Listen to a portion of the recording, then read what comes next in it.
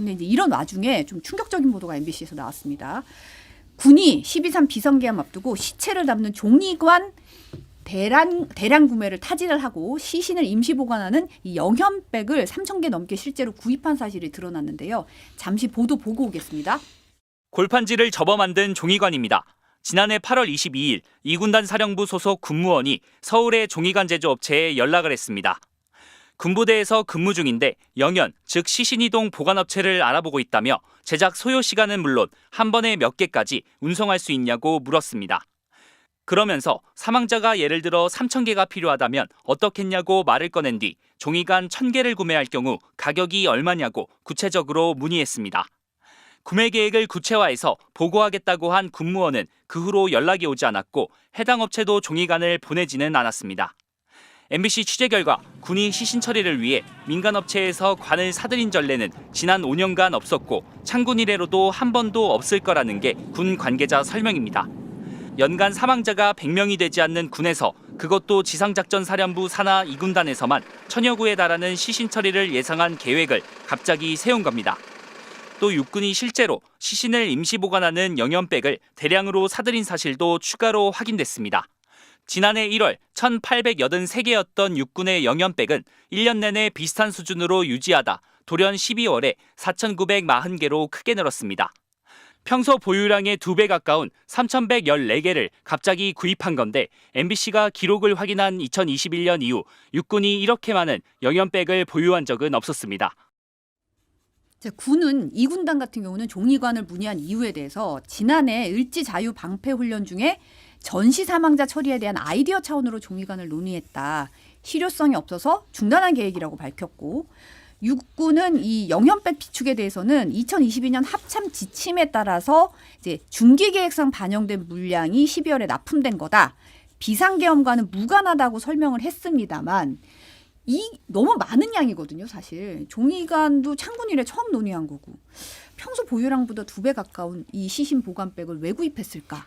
좀 먼저 의심되는 정황이에요. 영현이라는 단어가 좀 귀에 낯설잖아요. 네. 영현은 영혼을 좀 높여 부르는 그 단어예요.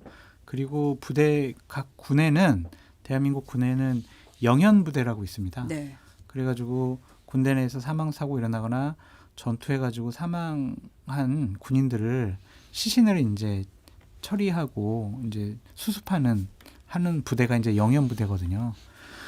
그러한 차원에서 이제 이렇게 영현백을 대규모로 구입을 하려고 했었다. 구입을 했다. 막 이렇게 발표가 된 거를 보면은 누가 지시를 했는지 그것부터 좀 밝혀야 될 것 같고요. 네. 그냥 조금 과하게 의심을 해보면 비상계엄을 선포하는 일환으로 국지전을 일으킬 수 있다라는 우리가 언론 보도나 계획 같은 걸 봤잖아요. 그럼 당연히 국지전 일어나면은 군인들 사망 사고 사건이 많이 일어나니까 그것을 좀 대비하는 차원에서 한 것이 아니냐 그렇게 이제 추측할 수가 있는데 뭐가 뭔지는 잘 모르겠어요. 그래서 국회 내에서 자료 요구를 좀 철저하게 해가지고 첫 번째 누구 지시로 이러한 사실을 검토를 했는 것인가 그것도 좀 밝혀줬으면 좋겠습니다. 지금으로 놓고 보면 의혹 제기라고 봐요. 네. 의혹이라는 건 이제 합리적인 의심이 들 정도까지는 아니고 대신 이건 좀 더 살펴봐야 되겠는데라는 것. 그래서 국회든 정부 차원에서든 좀 살펴봐야 될 것 같아요. 왜냐하면 비상계엄도 마찬가지고 이전에는 상상도 할 수 없던 일이 실제로 벌어졌기 때문에 이거는 확인해봐야 된다라는 생각이 듭니다. 그러니까 8월 22일 날 처음에 이 군무원이 종이관 제조업체에 연락을 했다고 하는데 8월 12일 날 김영현 장관이 국방부 장관 후보자로 지명이 돼요. 네. 그리고 9월에 취임을 하게 되는 거거든요. 그러면은 일단 그 전까지는 사실 신원식 안보실장 그 전에 국방부 장관이었죠. 계엄에 대해서 지난해 3월에 처음 대통령 관저 만찬에서 계엄 비슷한 비상대권에 대한 얘기가 있었다고 했는데 신원식 실장은 부정적이었던 것 같아요. 검찰 공수처에 보면 여러 차례 이건 안 된다는 쪽으로 얘기를 한 것 같고 그러면 요거를 신원식 실장이 계엄을 염두에 두고 했을 것 같지는 않고 국방부 장관 시절에 그리고 후보자에도 김영현 장관은 워낙 대통령 측근이었기 때문에 후보자 시절에도 아는 군 인맥을 동원해서 몇 가지 지시도 할 수 있지 않았을까라는 의혹을 가질 수 있죠.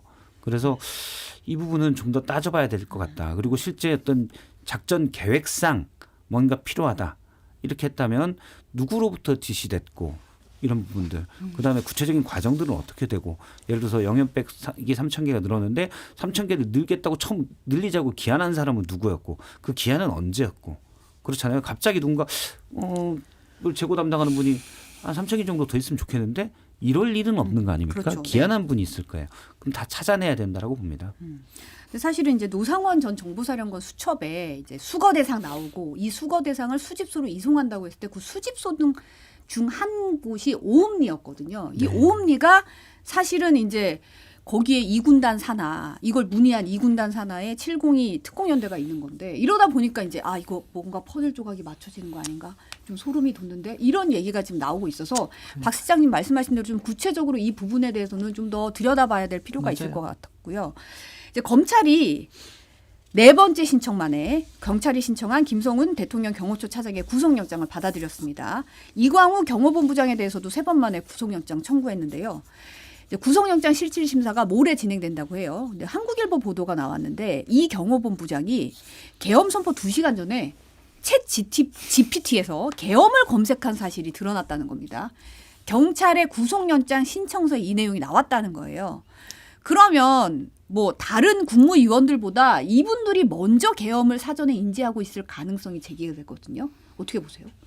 저도 몇 차례 이거 제기를 했던 반데 당시 어떤 일이 있었냐면 12월 3일 날 저녁에 국무회의가 8시에 국무회의 형식을 그러니까 간담회죠. 사실상 국무회의가 아니고 국무회의라고 하면 안 되니까 이 지금 저기 탄핵사에도 들어가 있잖아요. 한덕수 총리가 뭐 간담회라고 했던 게 8시에 대통령실 본관에서 벌어지는데 제가 듣기로는 당시에 원래 대통령실 본관을 담당하던 경호원들이 빠지고 다른 분들이 들어갔다는 거예요. 대통령 수행팀이. 그러면 그리고 당시 국무위원들이 본관에 들어올 때 누구든 다 출입 기록을 경호처에서 하도록 돼 있는데 당시에 출입 기록을 안 했다는 거예요. 그러면 이 부분에 대해서 최소한 경호처 차장 김성훈 차장 그다음에 이광호 본부장은 계엄을 알고 있지 않았냐라는 의심이 드는 거죠. 이전과는 다른 행동을 보였기 때문에 왜냐하면 이 계엄이 대통령이 발표하기 전에 미리 퍼지는 것을 염려하기 위해서 그런 것 아니냐. 그리고 김성훈 차장도 7시에 12월 3일 7시에 안가에서 조조 경찰청장 등과 대통령이 모임을 하는데 당시 박종준 처장은 쫓겨나고 김성훈 차장이 그 자리에 있었거든요. 그래서 물론 그 배석을 한 건 아니지만 그래도 계엄에 대해서 알고 있었을 가능성. 근데 이 부분에 대해서 수사가 전혀 진척이 안 됐어요. 특수공무집행방해 직권남용만 돼 있고 이 부분도 수사를 해야 된다라고 봅니다. 그러니까 이 정권에 있는 사람들은 참 무속 뭐 이런 거만 중요하게 생각한 줄 알았더니 이제 비상계엄이나 국회 예산 이런 것도 챗GPT에 물어보면서 좋은 지적이네요. 대비를 하고 참 한심하다 그렇게 말씀드릴 수밖에 없어요. 그래서 뭐 박 시장님 말씀하신 것처럼 중요한 거는 이 경호처 간부들은 비상계엄 선포될지 미리 알았다. 그러면 여러 가지 준비를 했을 것이다. 어떠한 동조를 했는 것인가. 그거에 대해서도 더 철저한 수사를 통해 밝혀져야 되겠죠. 이렇게 되면 사실 체포영장 집행 저지한 것뿐만 아니라 내란 동조 관련된 것도 추가로 좀 의혹이 제기되는 상황이에요. 주요 직무까지는 모르겠지만 부하 수행이든 뭐든 충분히 얘기할 수 있는 겁니다. 지금 보면 대통령 경호처가 이제 이 수뇌부 체포영장 집행 막으라는 수뇌부 지시에 반발했던 경호 3부장 해임 의결했죠. 그런데 이번에는 국민권익위원회가 계엄 비판하고 김건희 여사 명품백 사건 종결 반대했던 상임위원회에 대해서 상관인 대통령의 처벌을 주장했다. 중징계를 요구한 걸로 드러났습니다. 인사보복에 대한 우려가 현실화되고 있는 상황인데요. 어떻게 보십니까? 우리가 상당히 우려했던 일들이 벌어지고 있는 것이 아니냐라는 생각이 들고요. 단순히 인사보복만 이루어지는 것이 아니라 여러 가지 증거 인멸도 같이 일어나는 것이 아니냐 그런 생각도 들고요. 이렇게 인사보복이 현실화가 된다고 하면 다른 경호원들 같은 경우도 상당히 두려움에 떨 수밖에 없는 것이고 예를 들면 여러 가지로 증거 인멸을 하라 뭐 이런 것들 지시에 대해서 안 따를 수가 없는 상황으로 몰릴 수도 있지 않을까. 그래서 단순히 인사보복이 문제가 아니라 증거 인멸까지 갈 수도 있는 상황이기 때문에 빨리 이 김성훈 차장에 대해서는 구속영장이 발부돼야 된다. 그래서 제대로 좀 수사하고 조사해야 된다. 그런 생각 듭니다. 지금 뭐 다들 국가기관들이잖아요, 사실은. 그럼요. 네. 네. 국민권익위, 국가인권위원회, 뭐 경호처 다 그런데 엉망진창이 돼버렸어요.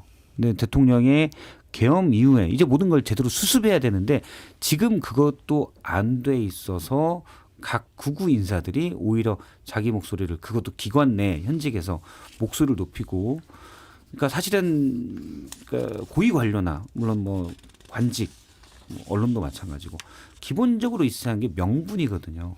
그러니까 명분이 없는 일들이 그냥 자기들의 정략적, 정파적 이해관계에 따라서 마구 이루어지고 있다. 그래서 저는 국가 자체 운영이 상당히 탈선이 지금 많이 돼 있는 상황이고 대통령의 계엄 때문에 확 탈선했었는데 수습도 지금 상당히 많은 부분이 탈선돼 있고 이건 정치적 늦어지고 있죠. 예 정치적 그런 주장들 국민의힘도 마찬가지고 뭐 전광훈 씨, 전한길 뭐 이런 분들도 마찬가지고 정말 좀 안타깝습니다. 근데 지금 인사 보복도 문제지만은 인사 막 채용 자기네들 마음대로 임명하는 것도 문제예요. 알박기. 예, 그러니까 지금 김여사 황제 관람 의혹 있잖아요. KTV가 부산 엑스포 유치를 위해서 청와대 관내에서 이렇게 국악 행사를 열었는데 김건희 여사 혼자 봤다.